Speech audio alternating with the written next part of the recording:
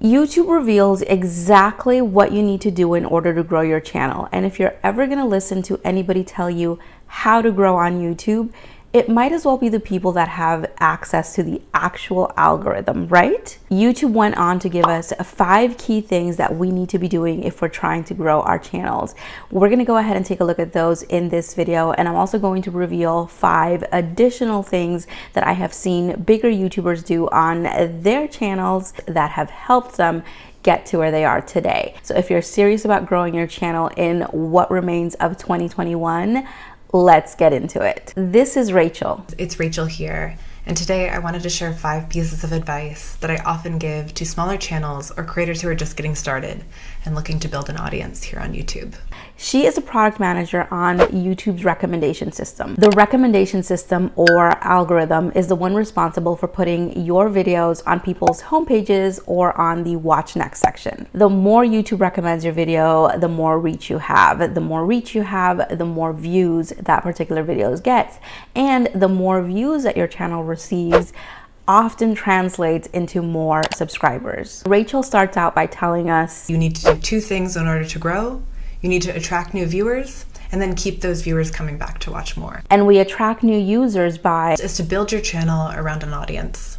And I know that sounds obvious, but what I'm encouraging you to do is really design your content around people. Think about who is watching your channel, what they're interested in, and how their interests are likely to change over the course of 6 months, a year, to 2 years' time. It's no surprise that the first step is find your target audience. It is easier for you to understand your audience and to know what videos to make for them when you understand what they're struggling with, what type of questions they have, what topics they're really interested in. For example, you might be interested in making content around motherhood. So you arrive at the conclusion that the people that are going to be watching your videos are going to be mothers.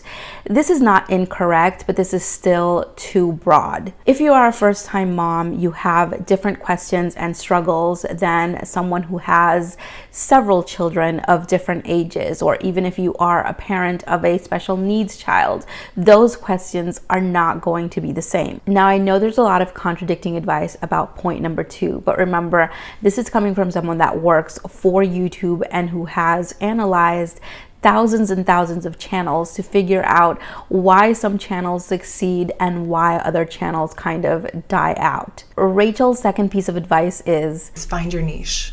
And what I mean by that is that there's more content on the internet and YouTube than ever before, and it is harder to stand out.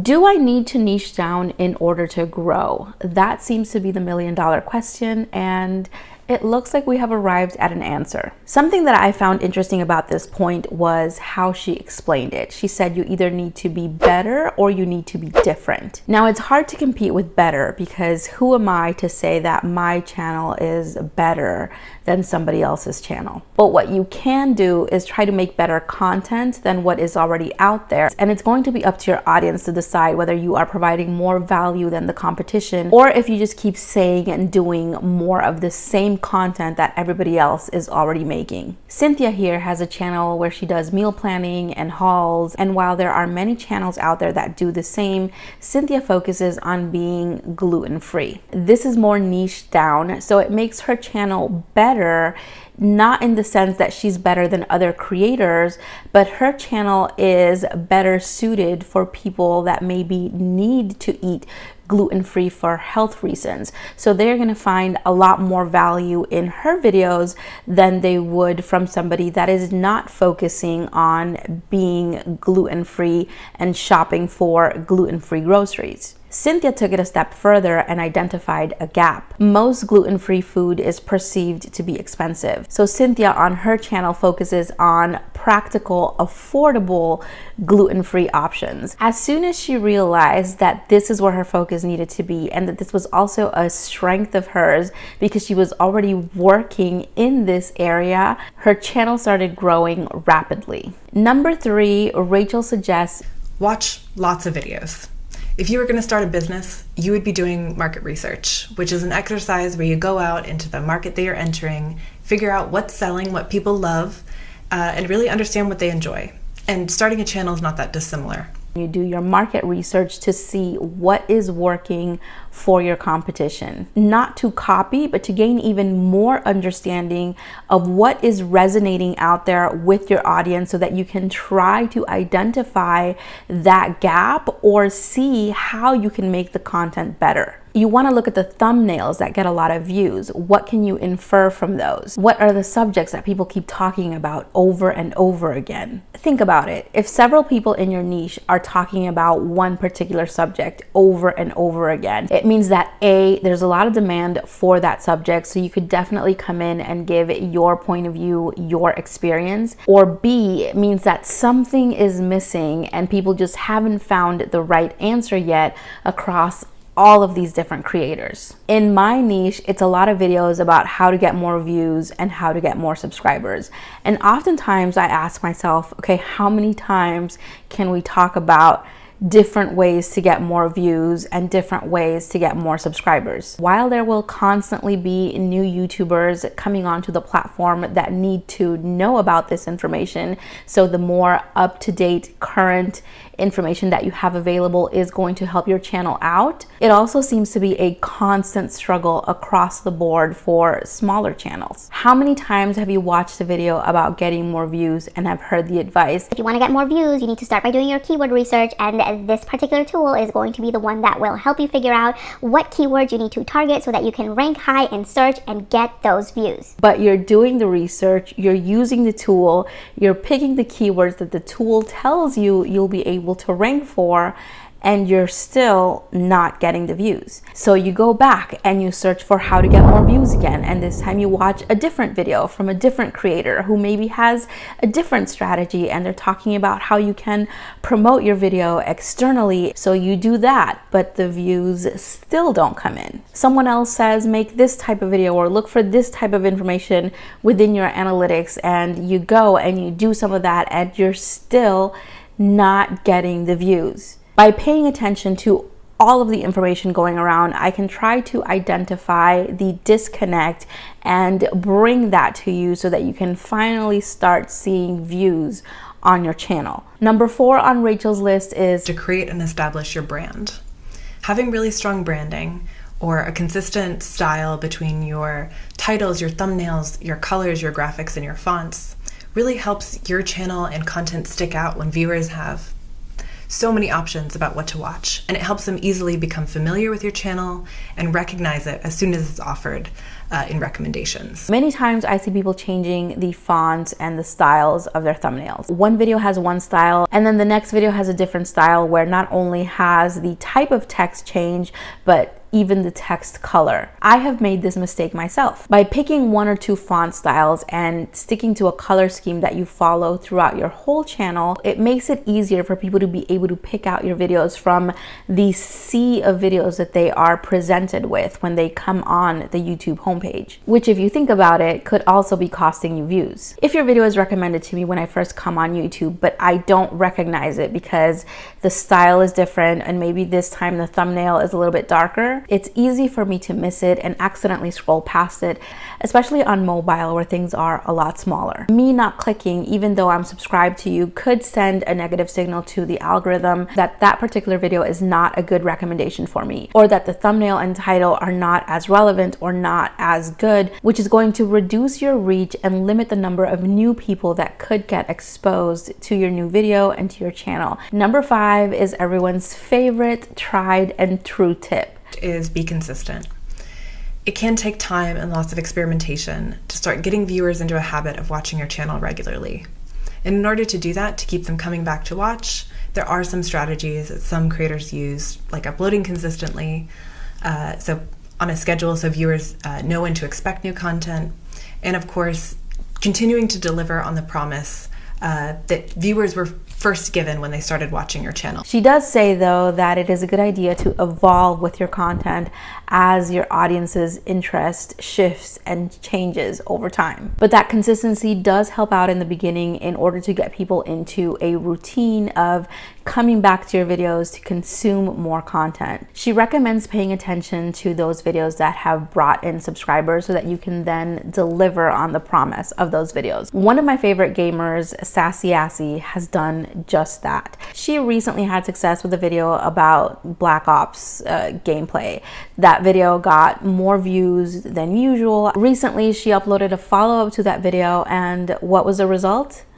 Confetti, as the video climbed up to #1. But why? Not only did she make content that had already worked on her channel, that had brought in a good amount of views and possibly some subscribers, but she delivered on the promise of that first video, which was both spoken and unspoken. Spoken because in that first video, she let people know that she was going to be releasing a full tutorial or walkthrough of the gameplay that she was showing, and told people to be on the lookout for that video. And unspoken because the increase in views that that particular video had was an indication that that subject was something that resonated with her audience. So when she went ahead and followed up with a video that was directly related to that same subject, YouTube knew exactly who was going to enjoy that video because they had already enjoyed the first one. The algorithm is all about patterns. So if you learn to identify the patterns yourself, it's going to be easier for you to be able to create the videos that are going to bring in views and subscribers. Let's move on to the other 5 things that I see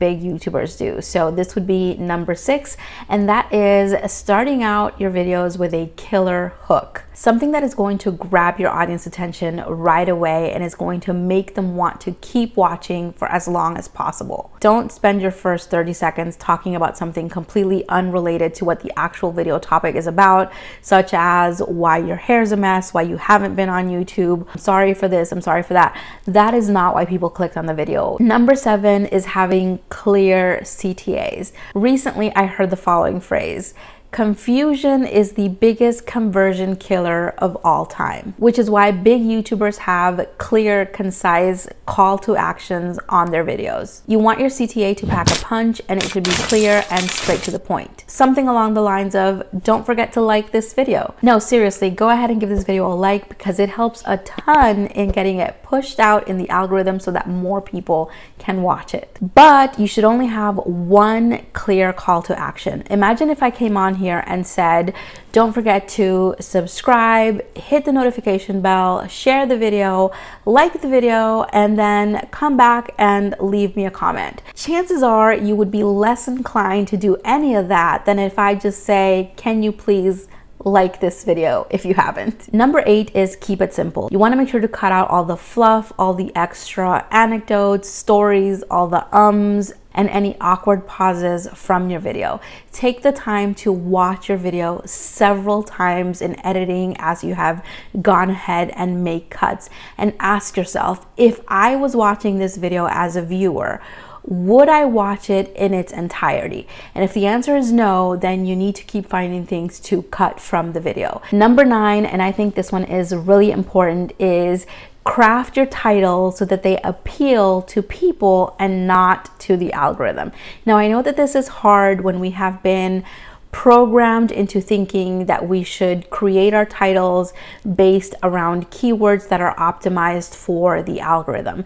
But at the end of the day, YouTube has told us over and over again that the algorithm follows the audience. And if people are looking at your title and they are not getting excited when they see it to the point that they want to click the video to find out what happens or how to do something in particular, then the algorithm is not going to recommend that video, even if you have fully optimized it and your video is ranking high up in search. And what's going to happen is you're going to start to lose your rankings. Now, I know that keyword optimization is still important, and I'm not saying that it isn't. It is still one of the best ways for smaller channels to start bringing in views. So something else that I like to do is I like to incorporate my target keyword seamlessly within the title. Here's an example from the channel The Night Watch Zone, a channel that I have been working with. We took this video and we titled it, Who is Your Favorite Nightmare on Elm Street Final Girl?, where the keyword is Nightmare on Elm Street, which is also very competitive. But by integrating it seamlessly as a question, the video got great response and engagement. And now anytime he uploads anything related to Nightmare on Elm Street, those videos do really well as well. here are a couple of more examples as we have been testing this. We actually titled this one 10 Things You Never Knew About My Bloody Valentine, and that video went on to do really well. You'll be able to see that the follow-up video that he posted regarding Nightmare on Elm Street did really well. And this one we actually titled The Worst in the Saga. The keyword is towards the end, and it's still doing amazing. Number 10 is don't be afraid to experiment. YouTube is all about trial and error. It's okay if a video underperforms. Every single video out there is not going to be a viral video. And what you need to do is experiment so that you can figure out and understand what is going to work for your channel. You need to go into each and every different section that your analytics presents so that you can pinpoint exactly where you went right or where you went completely wrong. This video right here has information on how you can leverage keyword research to grow your channel. Remember, that is only one of the puzzle pieces. I have several of them already on my channel, so feel free to watch more of those. I will go ahead and see you there. Bye.